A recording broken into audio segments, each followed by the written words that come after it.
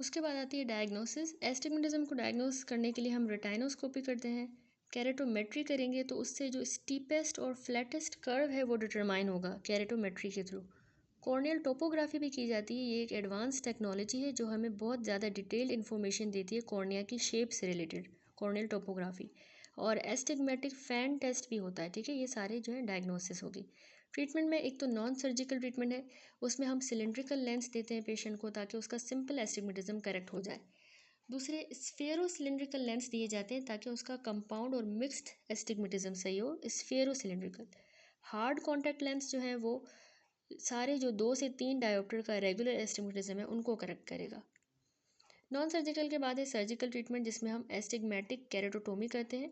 उसमें क्या होता है कि लिम्बल रिलैक्सिंग इंसिजन दी जाती है। To decrease the curvature, relaxing incision यानी कट्स बनाए जाएंगे in the excess of more plus cylinder power. ठीक है, ये कट्स देने से जो ना कर्वेचर डिक्रीज होगा और एस्टिग्मेटिज्म सही होगा। इसको कह रहे हैं एस्टिग्मिक कैरेटोटोमी या लिम्बल रिलैक्सिंग इंसिजन।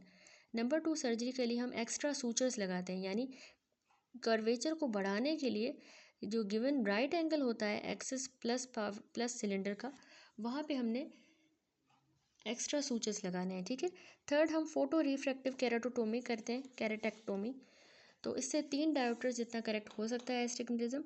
लेसिक करेंगे तो 3 डायोप्टर्स जितना, लेसिक से 5 डायोप्टर्स जितनी एस्टिग्मेटिज्म करेक्ट हो सकती है। That's it.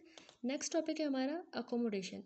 अकोमोडेशन की डेफिनेशन है, ये वो मैकेनिज्म होता है जिसके थ्रू हमारी जो आइज़ हैं वो चेंज करेंगी अपना रिफ्रैक्टिव पावर ताकि वो फोकस करें नियर वाले ऑब्जेक्ट्स को क्लियरली। देखें, इस नियर ऑब्जेक्ट को ये मेरी कैमरा भी क्लियरली फोकस नहीं कर पा रही क्योंकि इसकी अकोमोडेशन ख़राब है। या फिर हम कह सकते हैं कि अकोमोडेशन वो मैकेनिज्म है जिसके थ्रू आइज़ जो है अपना रिफ्रैक्टिव पावर चेंज करें to focus the objects at variable distances. ठीक है, वेरिएबल डिस्टेंसेस को फोकस करने के लिए। तो अब एनामलीज होती हैं अकोमोडेशन की, जिसमें एक तो है प्रेस बायोपिया। प्रेस बायोपिया क्यों होता है? जब क्रिस्टलाइन लेंस की जो अकोमोडेशन पावर है वो डिक्रीज़ हो जाए। दूसरी होती है इनसफिशेंसी ऑफ अकोमोडेशन। ये तब होगा जब हमारा सीलरी मसल वीक हो जाए, जैसे किसी डेबिलिटेटिंग इलनेस की वजह से, anaemia, toxaemia, mail nutrition, primary open angle glaucoma. तो ये सीलरी मसल वीकन होगा तो इनसफिशेंसी ऑफ अकोमोडेशन होगी। थर्ड है पैरालिसिस ऑफ अकोमोडेशन। ये साइक्लोप्लेजिक ड्रग्स देने की वजह से, लाइक एट्रोपिन हो गया, उसकी वजह से होता है अकोमोडेशन की पैरालिसिस। डिप्थेरिया में, डायबिटीज़ मेलाइटस में, अल्कोहल या थर्ड नर्व की पाल्सी में। स्पाज़म ऑफ अकोमोडेशन भी है, जो मियोटिक ड्रग्स देने की वजह से स्पाज़म हो जाएगा। That's it. नेक्स्ट टॉपिक है प्रेस बायोपिया, यानी पहला जो अकोमोडेशन का डिफेक्ट है उसको डिटेल देखें।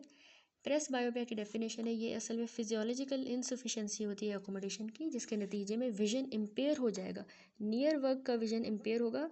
ये याद रखिएगा, प्रेस बायोपिया एडवांसिंग एज से रिलेटेड है, यानी 40 साल की उम्र में खुद ही जो है एज रिलेटेड जो है विजन, एज रिलेटेड अकोमोडेशन जो है वो इम्पेयर हो रही है। तो फिजियोलॉजिकल इनसफिशेंसी ऑफ अकोमोडेशन कह रहे हैं, ठीक हो गया। या हम ऐसा भी कह सकते हैं, it is the impairment of near work due to advancing age, usually 40 years of as.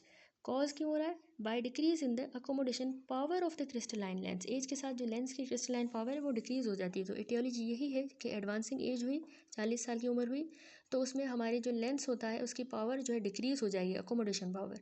क्यों हुई है? क्योंकि जो लेंस में क्रिस्टलाइन लेंस के इलास्टिसिटी है वो लॉस हो गई है। याद रखिएगा, ये रिफ्रैक्टिव एरर नहीं है बल्कि ये एक फिजियोलॉजिकल चेंज है। Presbyopia is a physiological change in the elasticity of lens. Onset presbyopia का एज जो होती है प्रेस बायोपिया की, वो ई मेट्रोप में 40 साल की उम्र के दरमियान होती है, हमारे जैसे ई मेट्रोपिक आई में। अगर कोई हाइपर मेट्रोपिक पेशेंट है तो उसमें 40 साल से पहले ही जो है हो जाएगा ये प्रेस बायोपिया। वो डिपेंड करता है डायोप्टर्स ऑफ हाइपर मेट्रोपिया, कितने सीवियरिटी का उसको हाइपर मेट्रोपिया है, तो पहले ही हो जाएगा। और मायोपिया वाले केस में लेट एज में होता है प्रेस बायोपिया, क्यों? तकरीबन 40 ईयर्स के बाद। और अगेन जो है ये भी डायोप्टर्स ऑफ मायोपिया पे डिपेंड करता है, यानी जितना सीवियरिटी का मायोपिया उस हिसाब से प्रेस बायोपिया होगा, लॉस ऑफ अकोमोडेशन होगा, ठीक हो गया। तो अब प्रेस बायोपिया में क्या सिम्टम्स होते हैं? जो करीब वाले काम होते हैं उनमें उनको करने में डिफ़िकल्टी होती है, यानी अकोमोडेशन वाले काम जैसे reading small prints and threading a needle. इसके अलावा एस्थेनोपिक सिम्टम्स भी होते हैं, यानी स्ट्रेनिंग सिम्टम क्यों हो रहे हैं? क्योंकि यहाँ पे सीलियरी मसल का फटीग हो जाती है। प्रेसबायोपिया को हम कन्वेक्स लेंसेज दे के ट्रीट करते हैं। अगला टॉपिक है आइसोमेट्रोपिया। ये एक ऑप्टिकल स्टेट होती है हमारी आइज़ की जहाँ पे दोनों आइज़ का इक्वल रिफ्रैक्शन होती है, उसको आइसोमेट्रोपिया कहेंगे। देन है एन आइसोमेट्रोपिया। ऐसी ऑप्टिकल कंडीशन में जिनमें दोनों आइज़ में अनइक्वल रिफ्रैक्टिव पावर हो तो एन आइसोमेट्रोपिया। अब सिवियरिटी जो है एन आइसोमेट्रोपिया की वो एक तो स्मॉल डिग्री की होगी तो कोई भी कंसर्न नहीं होगा। अगर उसमें 1 डायोप्टर्स का डिफरेंस आ रहा है दोनों आइज़ में तो ये 2% डिफरेंस करवा देगा in the size of the 2 retinal images, यानी दोनों रिटाइना पे जो इमेजेस फॉल हो रही हैं एक आंख में और दूसरी आंख में उनमें 2% डिफरेंस आ रहा है। ठीक है, अगर 1 डायोप्टर का जो है रिफ्रैक्टिव पावर का डिफरेंस है। ठीक हो गया। और अगर ये आइज़ में अनइक्वल रिफ्रैक्टिव पावर है ना, अगर ये डिफरेंस जो है 2.5 डायोप्टर्स का है तो दोनों आइज़ में जो रिटाइना पे इमेज फॉल हो रही है बन रही है वो 5% डिफरेंस की होगी। ज़्यादा डिफरेंस बढ़ता जाएगा जितना ज़्यादा डायोप्टर्स बढ़ रहे हैं।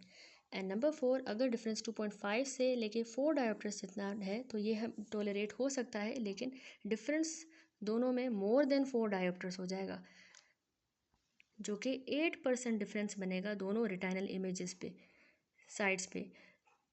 और याद रखिएगा ये टोलरेट ही नहीं हो पाएगा क्योंकि दो जो इमेज हैं वो आपस में फ्यूज़ ही नहीं हो पाएंगी एक सिंगल इमेज के अंदर, क्योंकि इतना ज़्यादा 8% डिफरेंस जो मिल रहा है, ठीक है, 2.5 या 4 डायोप्टर्स में।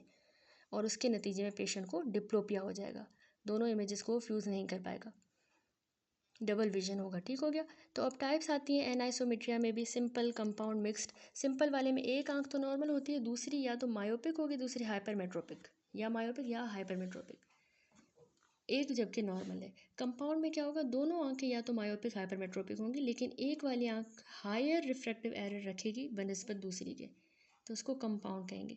मिक्स्ड एनाइसोमेट्रोपिया में एक जो आंख होगी वो मायोपिक ही होगी, दूसरी वाली हाइपरमेट्रोपिक होगी, तो ये मिक्स्ड टाइप होगी, इसमें नॉर्मल कोई भी नहीं होगी।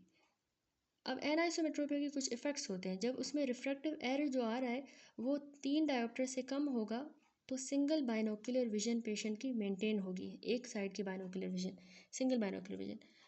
तो जबकि अगर रिफ्रैक्टिव एरर जो है वो बहुत ज़्यादा हाई है एक आंख में और एज जो है उस बच्चे की 9 साल से बिलो है तो उसको एम्ब्लायोपिया डेवलप हो जाएगा। ठीक है, ये सारे एनाइसोमेट्रोपिया के इफ़ेक्ट्स हैं। एनाइसोमेट्रोपिया यानी अनइक्वल रिफ्रैक्टिव पावर।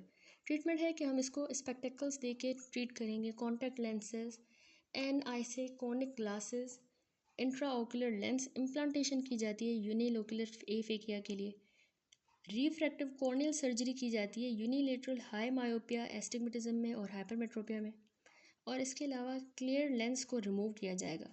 ठीक हो गया। उसके बाद लास्ट टॉपिक रह गया हमारा एनाइसिकोनिया। एनाइसिकोनिया क्या होता है, ऐसी कंडीशन जहाँ पे दोनों आंखों की इमेजेस अनइक्वल हों, साइज़ में भी और शेप में भी अनइक्वल हों। तो 5% का डिफरेंस हमें इमेज की साइज़ में एडजस्ट होगा ब्रेन के, ब्रेन उसको एडजस्ट करेगा और ऑब्जेक्ट जो है वो सिंगल ही परसीव होगा। ठीक है, यानी इमेज का साइज़ जो है 5% का उसमें डिफरेंस परसीव होगा बाय द ब्रेन, लेकिन ऑब्जेक्ट एक ही हमें परसीव होगा, तो इसमें डिप्लोपिया हो जाता है। अगर जो है इस इमेज की साइज़ का डिफरेंस 5% से ज़्यादा है तो पेशेंट को डबल विजन हो जाएगा और वो इमेज फ्यूज़ नहीं हो पाएगी, डिप्लोपिया हो जाएगा। तो सिंगल बाइनोकुलर विजन मेंटेन नहीं रहेगी और डिप्लोपिया होगा अगर 5% से ज़्यादा का डिफरेंस है इमेज की साइज़ में। ट्रीटमेंट एनाइसिकोनिया का होता है कि हमने इसको एनाइसिकोनिक ग्लासेस दे के करेक्ट करेंगे, कॉन्टैक्ट लेंसेज या इंट्राओकुलर लेंसेज देंगे या कोई और रिफ्रैक्टिव सर्जिकल प्रोसीजर के थ्रू ट्रीट करेंगे। ठीक है, दैट्स इट। यहाँ पे ये चैप्टर अल्हम्दुलिल्लाह कंप्लीट हुआ हमारा, which was the chapter number 20, errors of refraction. ठीक है, इंशाल्लाह नेक्स्ट वीडियो से हम स्टार्ट करेंगे चैप्टर नंबर 21, स्ट्रैबिस्मस स्क्विंट।